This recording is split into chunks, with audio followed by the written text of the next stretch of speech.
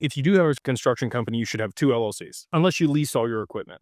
If you lease all your equipment, then you're just going to have the service company. Doesn't matter. Whatever service company should be leasing the equipment, because if anything bad happens and it's above the insurance that you cover, what your insurance covers you for, somebody's going to be able to come after you for the other assets inside that corporation. If it's a service company and you're leasing the assets from your holding company, they can't come after these assets in the holding company because they're a separate company and you have limited liability with the service company. So ideally, you don't have digital assets in either one. For sure, not the service company, maybe the holding company as a treasury, but ideally it's segregated into its own LLC, separate of other stuff, just like real estate. Like you wouldn't hold real estate in the same LLC as your operating company, because again, if somebody sues you or somebody falls on the property or anything happens, that property can then be taken in a lawsuit. So you want to limit that liability. So personally, I would parse that out. I would segregate it. And if you don't have your assets separated from your service company today, I would highly recommend working with an estate planner or a tax attorney to structure that appropriately to be able to mitigate the risk of loss of those assets. If you do have heavy equipment, obviously you're getting, the Section 179 deductions. You're able to write that off, which is awesome. But you probably want that in a separate company that you're leasing to your service company in case you hit